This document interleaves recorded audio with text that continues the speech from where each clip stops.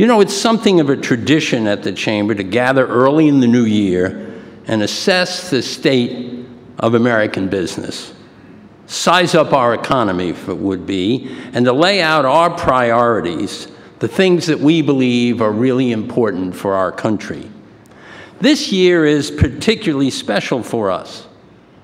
We are observing the Chamber's 100th anniversary. 100 years of representing the business community and standing up for American free enterprise.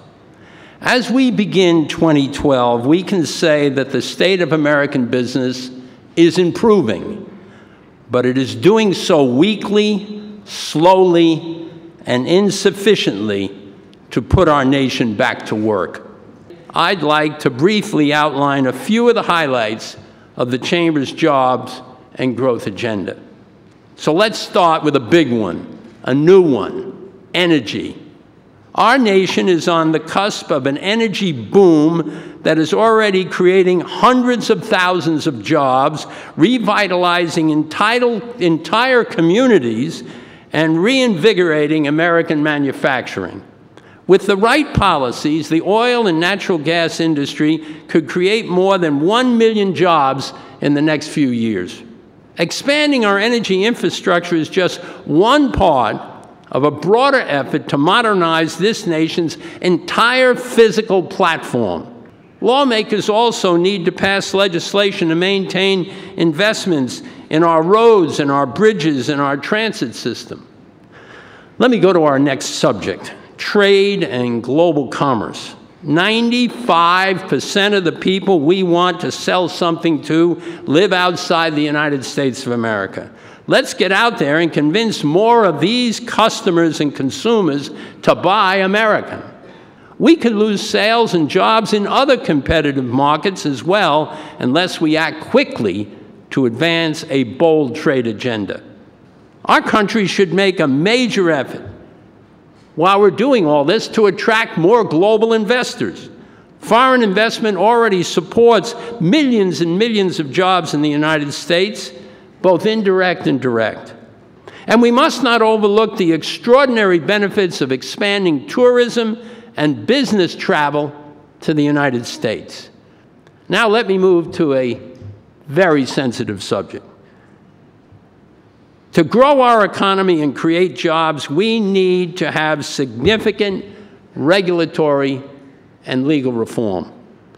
There are more regulations in the pipeline today than currently exist.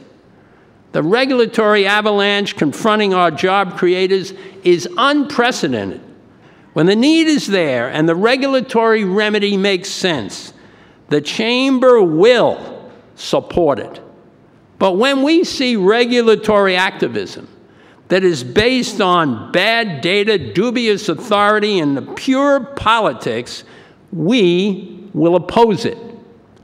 Our Institute for Legal Reform pardon me, will continue to fight the expansion of excessive litigation that is sucking the vitality out of American companies, and with it, tens and tens of thousands of jobs. We're going to build on our successful work in the states and seek passage of additional state legal reforms. My next topic is a critical one: how to maintain and advance America's leadership as the most innovative economy in the world. We're still #1, but we're in danger of losing our edge. We can maintain our leadership by better protecting our intellectual property. Everybody is committed to that. Leadership and innovation also demands substantial improvements to our K-12 school system, a major overhaul of job training programs, and close cooperation with our universities to make sure that our workforce is competitive and ready for the jobs of the future. Finally, innovation demands and depends on a rational, efficient, and globally competitive tax system. There's one more priority that I'd like to raise. The urgent need, and it urgently needs our attention. We must rein in government spending and bring deficits and debt under control in an orderly process. And we can't do that without serious entitlement reform. Our states are doing it. The country has to do it. Despite some progress in controlling the growth of new spending, we still will rack up another annual deficit in excess of $1 trillion. All of us need to face the fundamental reality that the only way to continue these programs and provide them for the people that expect them and need them is to make constructive changes and to do it now. Ladies and gentlemen, let me conclude by underscoring that America's most pressing economic challenge is the lack of sufficient growth to create jobs, to expand incomes, to reduce government deficits, and to fund essential programs.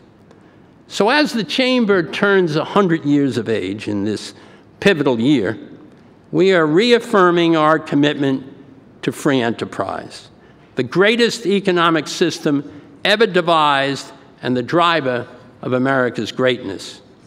And it's time for government and our fellow citizens to understand that the only way out of the problems we face is to drive economic growth from one end of this country to the other.